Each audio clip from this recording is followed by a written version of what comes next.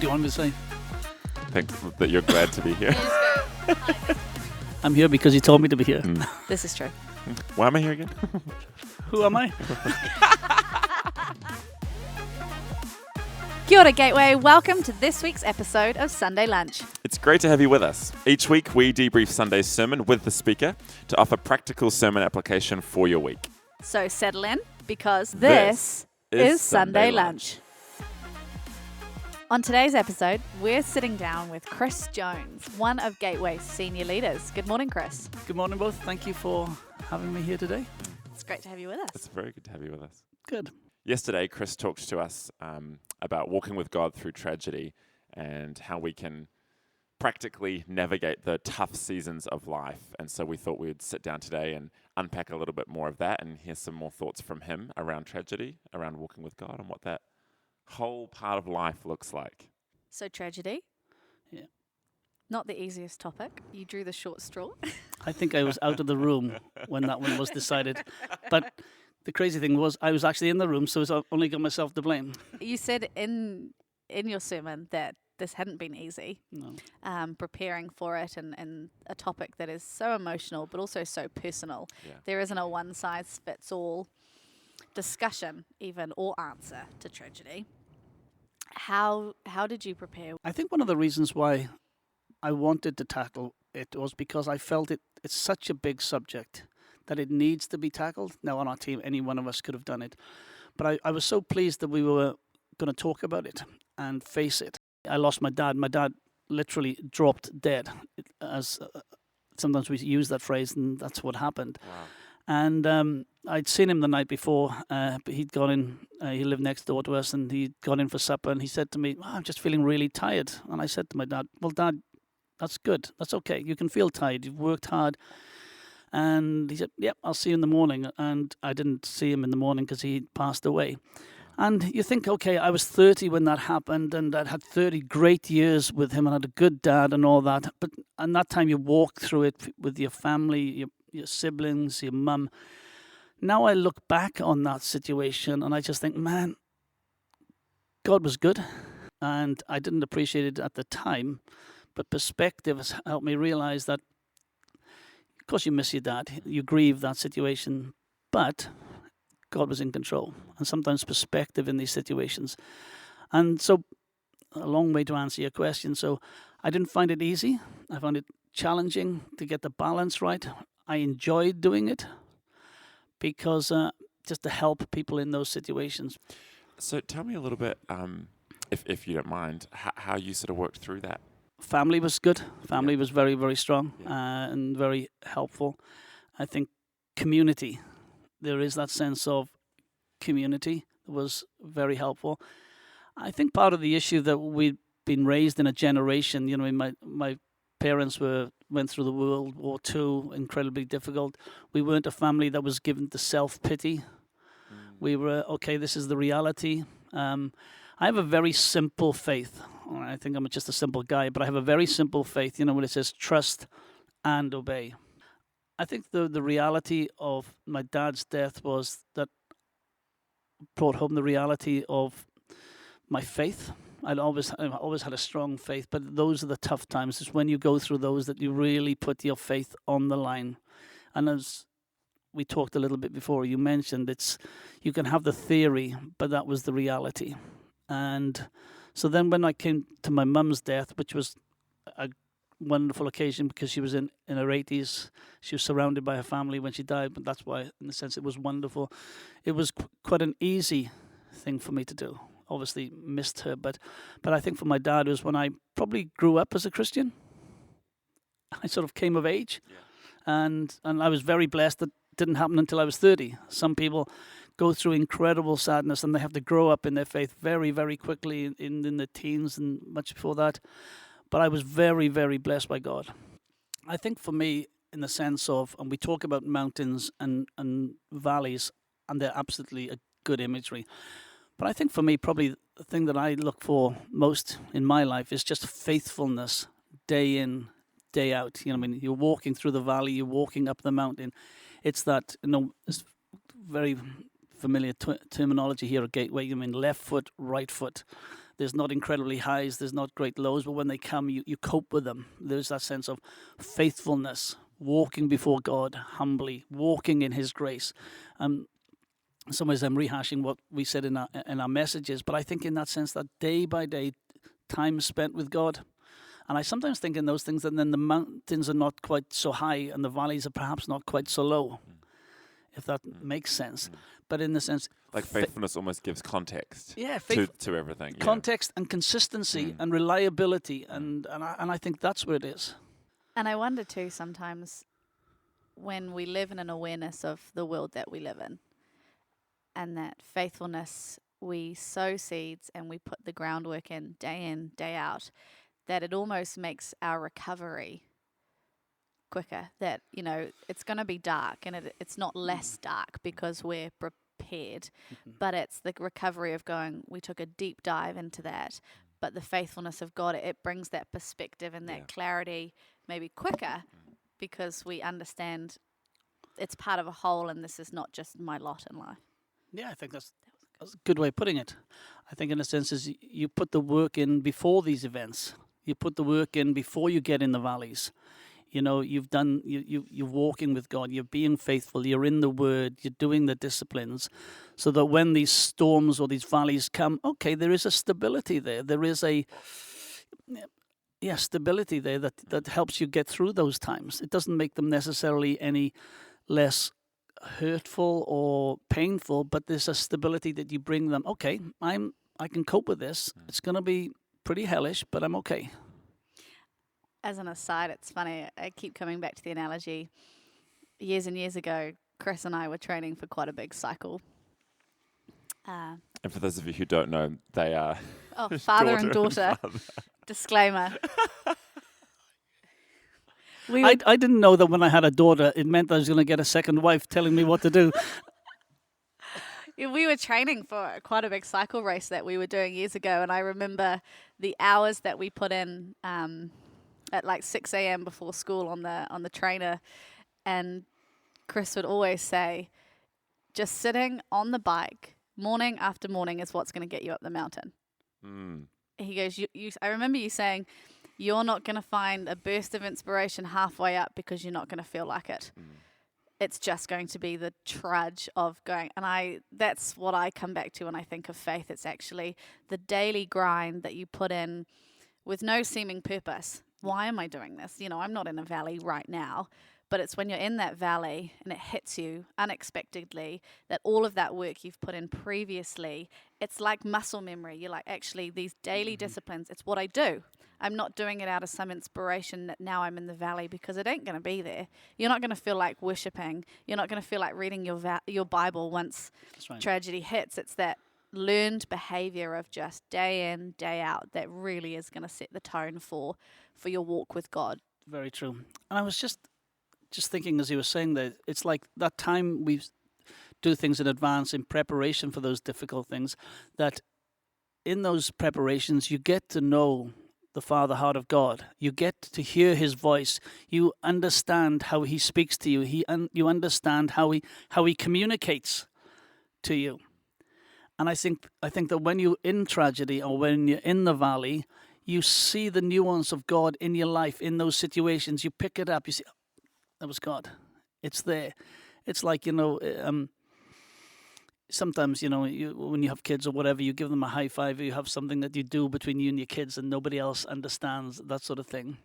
I think God's like that. I think He speaks to you in a way that is unique and wonderful and special to you, and which would be crazy to somebody else. And even as I say this, it's like people are going to listen, what are you on about? But I think that when you have time spent with Him, then in the tragedy, He speaks. It's that, when if you've got a child and you wink at them, nobody else sees it.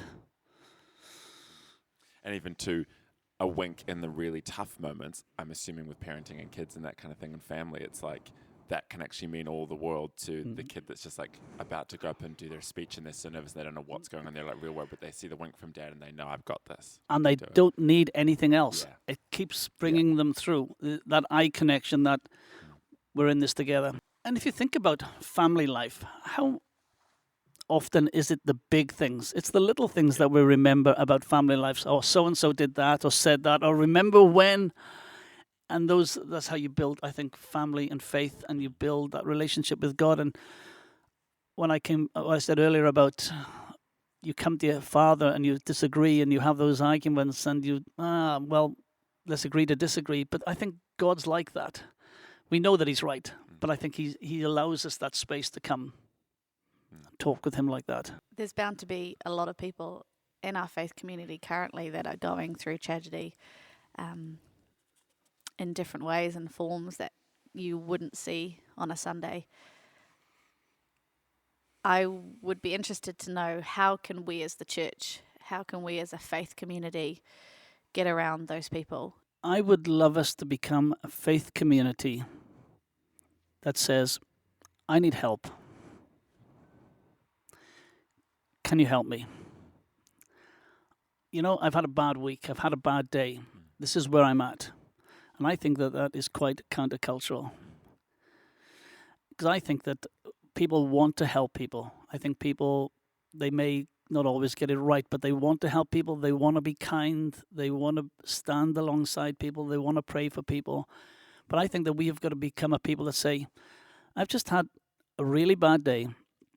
Or we've just had an argument. We just need some help. Or I am finding the death of this person so terrible. I don't know how to carry on. Can I come and have a coffee with you? And I think in some ways, as a people, we will respond to that. We do respond to that. It's so often, putting my pastoral hat on, I say, if only we'd known. If only we'd known. And I think that that's the beauty of being in community, being in connect groups, or being in a group that meets as friends, but takes it beyond that and says, I just need some help.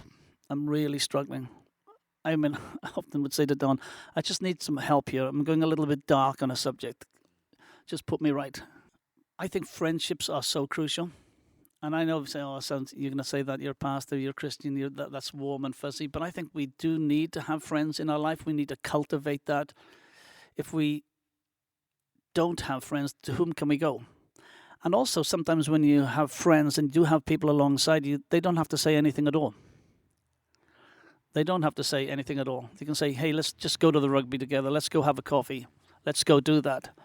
There's also those people, I guess, that don't get angry, but take more of a, this is my lot in life kind of approach. And I don't want to call it self-pity, because, you know, there are just those situations where you think, time and time again, I face this, and this is my lot in life, and become apathetic of, I'm just going to live with this. What's your thoughts on becoming apathetic? I think it's a way that the enemy wants to seek and destroy the joy and contentment that actually God does come to bring with apathy rather than anger. Great question. A nice, easy Monday morning. not. Aren't you glad we brought you coffee? Didn't I pay for it? Of course. I don't think I have an easy answer to give you. But I think for myself, if I was answering this about myself, I would say to myself, stay soft to what God wants to do for you. Let him surprise you. Keep open to those things that he really, really wants to do. And it's not something that, I think it's a learned habit. I think you have to decide, God, I want to be really open to you today. My situation hasn't changed around certain things, but I want to give you the opportunity to. And I think it's a thing of faith as much as anything else. And that's what I would, I'm coming up to 60 in my next birthday, and I said, I really have to strategize to stay soft and open to what God wants to do in my life. I think God wants to meet us as we live and as we grieve together, and those two things come together. And as we're grieving and living and walking with him, there becomes this like holy alliance of what God can do for us. Does God bring tragedy? Some people will disagree with me on this. I'm not a theologian that believes that God plans everything, but I believe that he's with us in the tragedy. Mm-hmm. I don't believe that we realize how broken and fallen this world is. And I referred to it last night, that some of the consequences are we live in a fallen world. And that can be a little bit a cliche, and I didn't mean it in that sense. But I don't think we realize how damaged and broken it is. And I think that, so to answer your question, I don't think God does bring tragedy into our life. I believe it comes through the fallenness of us all and the world. But in that tragedy, he reveals himself. But I'm not sure that I can tie up a God that deliberately plans tragedy and evil so that it comes into our lives. Again, I'm not a parent, but I've got to imagine at what point would any kind of good earthly father be sitting there being like, oh, I want to teach this kid a lesson, so I'm going to like plan some awful, like, Yep. That's where I go, like, if he's 1,000 times better, the good father, than anything that we've ever seen on earth, that's where my theology goes with that, you know, and I think. And as a father, I'm there with you. Yeah. Absolutely there with you. So I really do struggle with some of that theology on that, whichever wing it is, that God plans it and ordains it. One takeaway I had from last night especially, and I'm going to say I was surprised, perhaps I shouldn't have been, but I was incredibly encouraged by the amount of young people that came to me after the gathering and said, we've been thinking about this. I've been reading about this. This is something that I've been wrestling with, or I've been talking with others about. And I just thought that was amazing that they wanted to talk about this, and people want to talk about some of these tough issues. And so that was a real encouragement for me, that there was, oh, well, that was just a good sermon, oh, thanks for that. But it was like, no, we're grappling with these issues. For me, that was very encouraging. I think if young people, we can allow it to shape us as opposed to define us. Yes. That would be That's good. Yeah. would be really good. And I think also that's where we need people around us to say, let me walk with you. This is where we do need mentors. This is where we need coaches. And I don't mean that in a professional sense. Just somebody who's been there, done that. And here's the mistakes that I made. Here are the things that I learned. That hindsight that you talked about. Yeah. Now that you're, approaching 60 and you look back at the journey you took with your father passing away, Yeah. it brings that hindsight, which an 18-year-old can't have learnt yet. But that mentor and that, companionship of the older generation brings that hindsight and that 20/20 vision that you can't have when you're younger. Absolutely. And you just get it because you've been through those situations. You don't need to go online and study it. I cried every day for the first 2 weeks. Or I didn't cry at all, but there was something triggered me off that made me cry. Those are the sort of things that we learn through the valley that we can just pass on to people. And so I'd encourage young people to get alongside, talk to people who've been there. I don't know, how do we do that as a church? How do we get the different generations talking about some of these things? Being okay with emotion and actually voicing things and talking about things is so important. I think that's the biggest thing I'm noticing with this era, call it wokeness, all these things. It's like the world is waking up to being like, hey, look, we can talk about, nothing's off the table.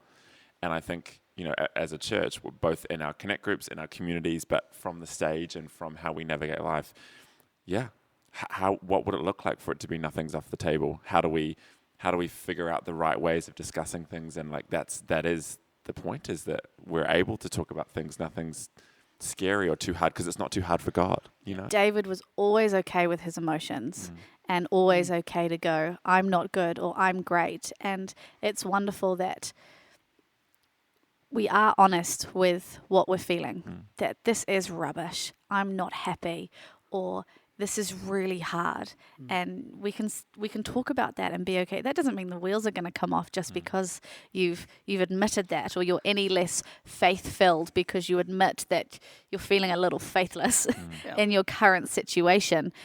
But we have to share because the enemy wants us isolated. I look at the Psalms and the expressiveness with which he outworked his faith, good and bad, is such a model to us to do the same. I was reading something by Kay Warren. You mentioned Rick and Kay Warren a number of times in your sermon last night and the death of their son Matthew.